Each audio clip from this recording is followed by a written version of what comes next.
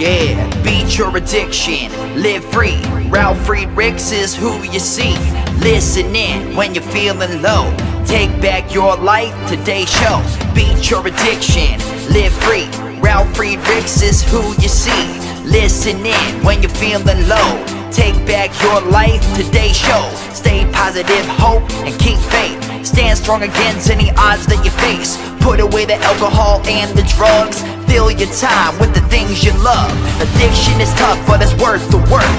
Treat your body what it's worth. Spread positivity, inspire all. If we stand together, we will never fall. I help others see the other sides of life. A sober life, letting go of the strife. So give me a call, I can help. 1-844-4405-HELP. Homeless shelters, hospitals, jails, wherever you are. I am Ralf Friedrichs and I am here for you. 1-844-405-HELP.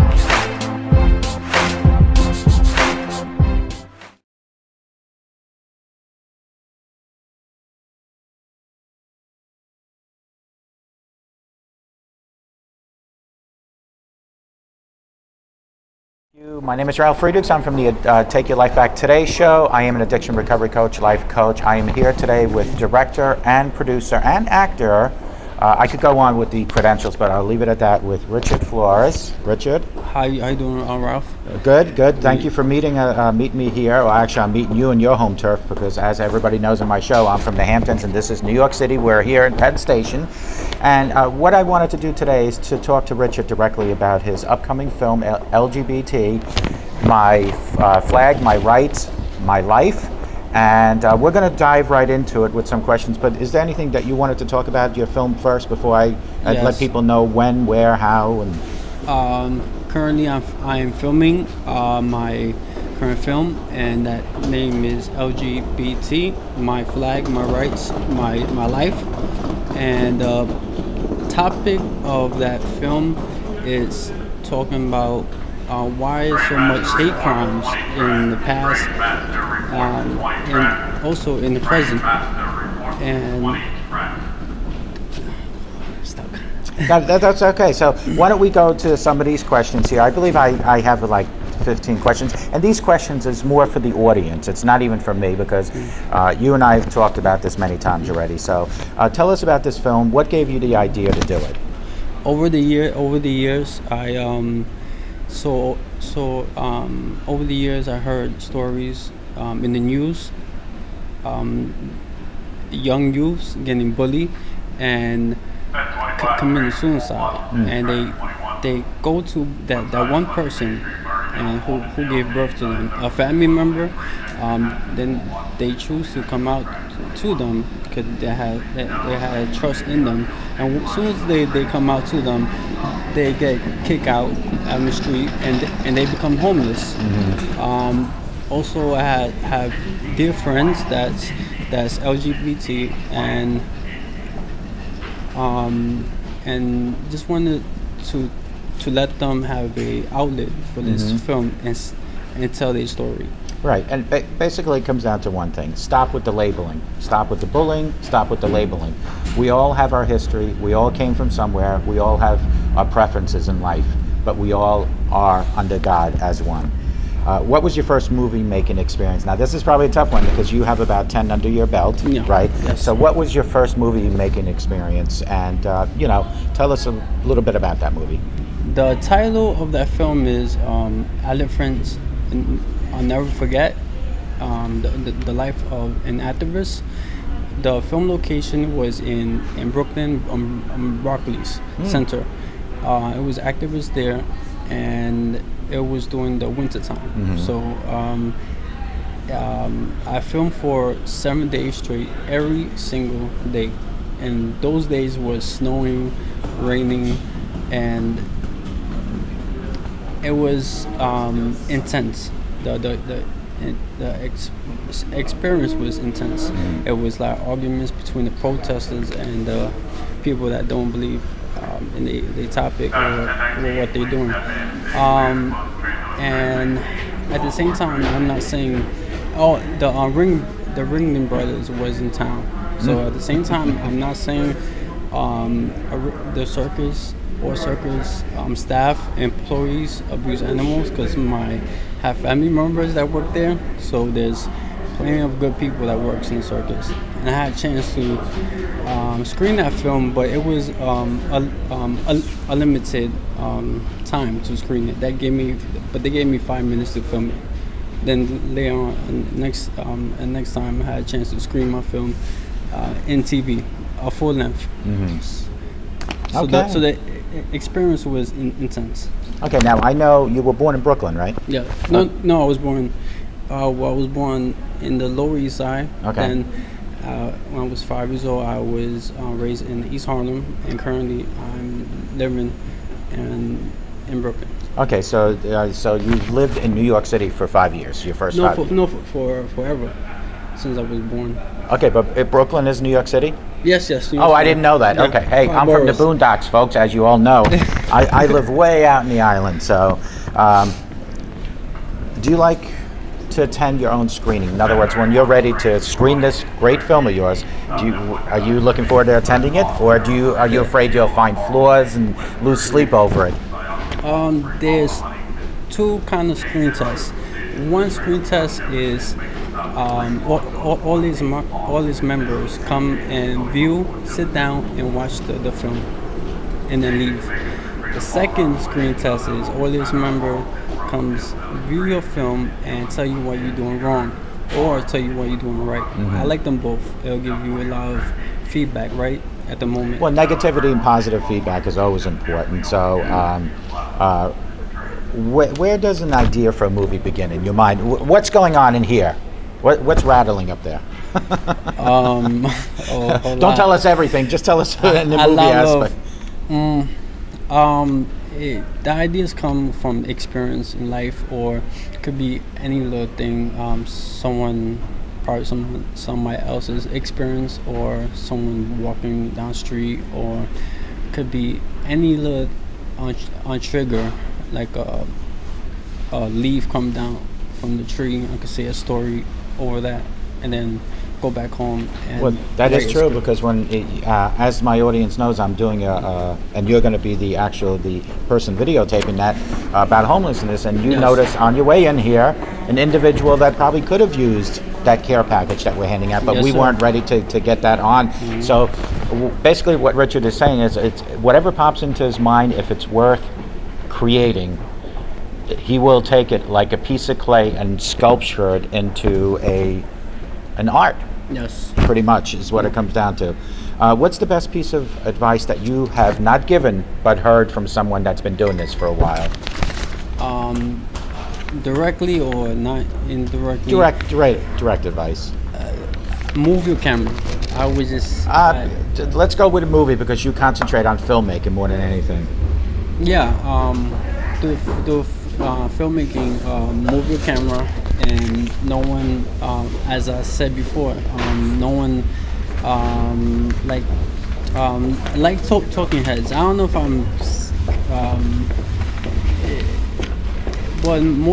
but that's the advice I would give to others. But directly, I'm sure someone had gave me some good advice, but I can't think of it right now.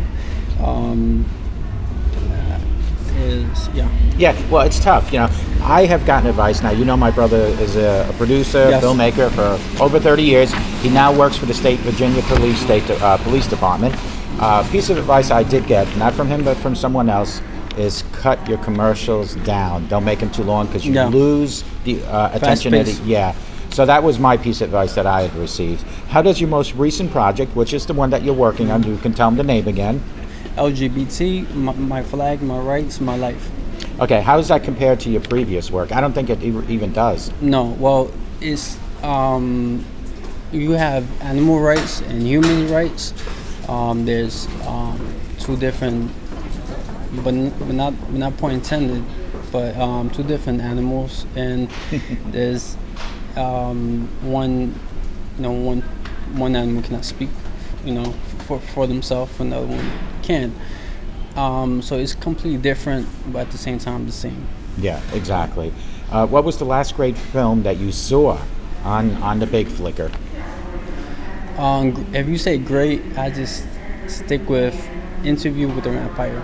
Okay, that was the last great one you saw? No, well, I went to the movies last week, and I saw a viral about UFO. Okay. And that film was great. It was a great movie. Okay. What was the last great book you read? I'm sure, don't remember the author, but I'm sure it was something about for young actors or independent, learn how to make an independent film. Mm-hmm. Well, for me, the only great book I read constantly is the Bible. Okay. Yeah, so that's my great book, Bible. and you know, it's a book that you can read over and over and over again. So we all know, my audience, everybody here knows what he's working on. But why don't you tell people one more time, what are you working on right now, and when is it coming out? Okay. Currently, we are halfway done, and this has been a long process. Like today, I'm filming. Today is it's an interesting day today. You guys are gonna see, I guess, snippets or behind the scenes from me, raw footage from Ralf and his in this interview. And we today's going. Yeah, so currently at this moment I'm filming B-roll footage. I have already filmed 6 cast members, and I'm working, and I have a song. We'll be going to visit a artist studio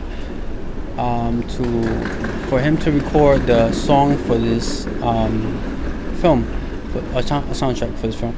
And what was the question again? When will it be released? I'm going for next year, early summer or late summer. 2017. 2017. And here's a question that a lot of people have asked me. I have a pretty huge audience, and people heard about your film through me, and they all want to know how long is it going to be approximately. We're not going to hold you down to the minute, but about how long is it going to be? I'm going for 30 minutes, but the max is 40 minutes. Okay. Well, I would love to, because I never made a film that was 40 minutes. The length that I made it was 25 minutes. Right. And that was the longest. So I would love to go 40 minutes. Okay. Well, with my help, maybe you can get there. Yes. You know, and I'm going to bring this up. We talked about a voiceover, and I think the voiceover alone can carry you another 10 minutes, and you just need to have some kind of picture up to get through it. But any idea, and I don't want you to give it away to the audience, but any idea of your next project? Well, I have currently, no, I'm sorry, but not currently. Next project is based on a UFO, and that's my next project. But I do have a goal, you guys. I have a goal to this is, I guess, a journey to complete 8 films, and these 8 films, starting with this current film, is all free. And I will be screening for the public view, and it's all free to watch, to view at a venue. And that's my goal, to make 8 films. And after 8 films, I will there's going to be but there's so much. I don't want to hold back to it. But you don't want to reveal too much. Yeah, keep the audience in suspense. Yes. That's how you get them to come back. My next again. film, for sure, the topic will be UFOs. I don't have the titles, but you guys see, I keep saying UFO because I don't have the title yet. My mother, she believed in UFOs. She thought that one day she would be picked up in the backyard and taken to heaven. Okay, I saw UFO. Did you? 8 years old, yes. Wow, that's why you want to make a movie. Yeah. Did they? And you know, and I want the audience to understand this. I'm not trying to be funny. I used to giggle when my mother told me this, but I truly believe that there is life on the outside of the world. But my question to you is, it's not even on this, guys. It's not part of the script. Is my mother claims, and I want you to be honest. Did they try to pick you up and take you somewhere? No, I was in the train, and I was crossing Brooklyn to see my mom, and I was looking out the window, and there was the UFO, and I knew if I blinked, so I kept my eyes open on purposely, because I knew if I blink, it's gonna go away. So I just kept my eyes open, and at the same time, I'm looking around and I'm wondering, like, is anyone seeing this? And it just completely just flew like that. Right, and left. right. Yeah. Well, I mean, do you have any closing remarks before I close this up? You guys, I'm excited to make this film, and no matter how tough it is, and so far, I'm telling you guys, this cast is beyond helpful. They go out of their way, and Ralph too. Gloria, every cast member go out their way. I wish I had more cast members like this, because it's hard to find. Well, it takes a family to create a village. Yes. And although I'm not a filmmaker, I'm a host. I create my own videos, as my audience knows. I do appreciate filmmaking because of my brother. And I remember growing up watching my brother making movies, and it's a lot of work. It's a lot of retakes. It's a lot of management, because you have to manage so many people. Yeah. And you got to get, you know, like a person like me who's going to complain, I got to catch a train. You don't want to hear all that. And picture having 6, 7 people that everybody has to be somewhere. Everybody has to do something. So give this man, Richard Flores, a lot of credit for what he's doing. He is bringing directly into your home awareness on people being labeled, and we all need to come together and straighten that out. And I thank you for coming on my show. Yeah, I just want to say one thing. I consider myself, I said, I film, I interview, I edit, I promote, and it's good to do a duet or work with somebody, because it's some things that I cannot do. I cannot sing or tap dance. You don't know how to tap dance? No, I don't. I don't either. If the other person does, it helps. Well, yeah, they could do their part, and then you know, it's hard to mix oil and vinegar, but they do mix good together. Yes, It makes sir. a nice dressing. So, folks, I want to thank you. Hey. Folks, I want to thank you for everybody showing up here. We are here in Penn Station, New York City. I want you to make sure, after watching this, go right to the next video, which is going to be about homelessness.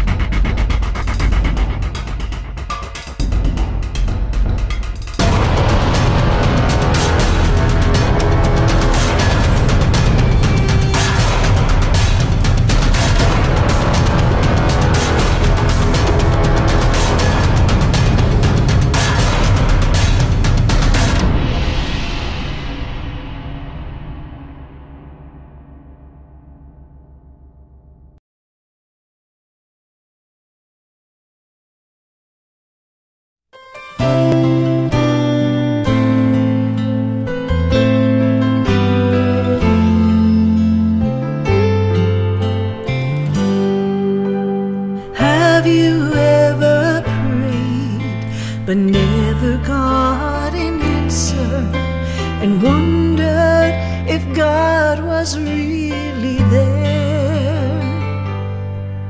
Did you feel all hope was gone, but in His time He came along and answered the prayer you thought was gone?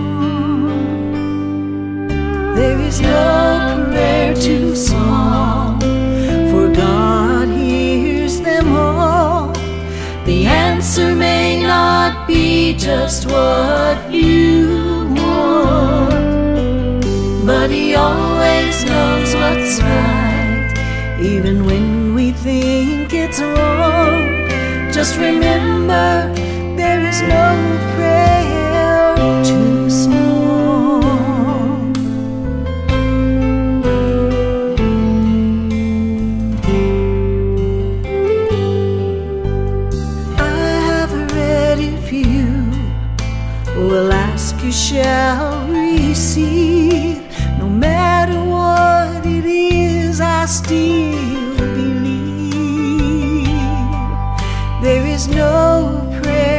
small. And even when we fall, He gives us just exactly what we need. There is no prayer too small, for God hears them all. The answer may not be just what you want, but He always knows what's right, even when we think it's wrong. Just remember, there is no prayer too small. No prayer too small. He always knows what's right. God hears them all. There is no prayer too small. My God hears them all. The answer may not be just what you want, but He always knows what's right, even when we think it's wrong. Just remember, there is no